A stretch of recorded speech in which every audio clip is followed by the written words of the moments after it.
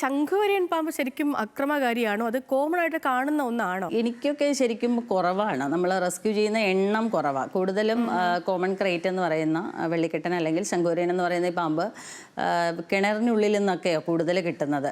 പിന്നെ രാത്രിയാണ് കിട്ടുന്നത്. പകൽ സമയത്ത് ശംഖുവരയൻ്റെ റെസ്ക്യൂ കുറവാണ്. കാരണം ഈ പാമ്പ് പകൽ സമയത്ത് വളരെ സൈലൻ്റായിട്ടിരിക്കുകയും നൊക്ടേണലാണത്. രാത്രിയിലാണ് ഇത് കൂടുതലും ആക്റ്റീവായിട്ട് പുറത്തിറങ്ങുന്നത്. രാത്രി മാത്രമാണ്. പകൽ സമയത്തൊന്നും ഇതിനധികം അങ്ങനെ കാണാറില്ല. നമുക്ക് വളരെ റെയറായിട്ടൊക്കെ കാണുന്നെങ്കിലേ ഉള്ളൂ. പക്ഷേ രാത്രിയാണ് ഇത് കൂടുതലും പുറത്തിറങ്ങുന്നത്. ഇപ്പോൾ ക്രേറ്റിൻ്റെ ഒരു പ്രത്യേകത, ഇതിൻ്റെ പല്ല് വളരെ കുഞ്ഞു പല്ലാണ്. അപ്പോൾ ഇത് കടിച്ചു കഴിഞ്ഞാൽ നമ്മൾ അറിയില്ല. ഇപ്പോൾ അണലിയോ പിന്നെ നമ്മുടെ മൂർഖൻ പാമ്പൊക്കെ ആണെങ്കിൽ നമുക്കൊരു ബൈറ്റ് ഉണ്ടാകുമ്പോൾ തന്നെ അറിയാൻ പറ്റും. അതിൻ്റെ ഒരു പല്ല് താഴുമ്പോഴുള്ളൊരു വേദന ഉണ്ടാവും.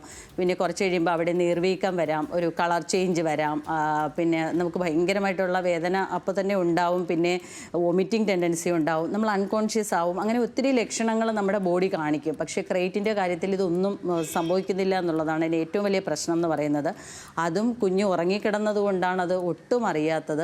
നമ്മൾ ഉറങ്ങിക്കിടക്കുമ്പോൾ ആ ബൈറ്റ് ഉണ്ടായപ്പോൾ ശരിക്കും ആ കുഞ്ഞിന് അതിൻ്റെ വേദന അറിഞ്ഞില്ല എന്നുള്ളതാണ്. ഒരു ഉറുമ്പ് കടിക്കുന്നതിനേക്കാൾ ചെറിയ വേദന എന്നാണ് പറയുന്നത്. അപ്പോൾ അതുകൊണ്ട് തന്നെ അത് അറിയാൻ സാധിച്ചില്ല. അപ്പോൾ പിന്നെ അങ്ങനെ ഒരു ദാരുണമായൊരു കാര്യം, അത് ഭയങ്കര വിഷമമാണ്. നമ്മൾ ഒത്തിരി പാമ്പ് കടിയേറ്റുള്ള മരണങ്ങൾ മുൻപൊക്കെ കേട്ടിട്ടുണ്ടെങ്കിലും ഇത്രയും മനസ്സിനെ വിഷമിപ്പിച്ച ഒരു കാര്യം എന്ന് പറയുന്നത് ശരിക്കും ആദ്യമായിട്ടാണ്. ഇതിനു മുന്നേയും ഉറങ്ങിക്കിടക്കുന്നവർക്ക് പാമ്പ് കടിയേറ്റ് മരണം സംഭവിച്ചിട്ടുണ്ട്.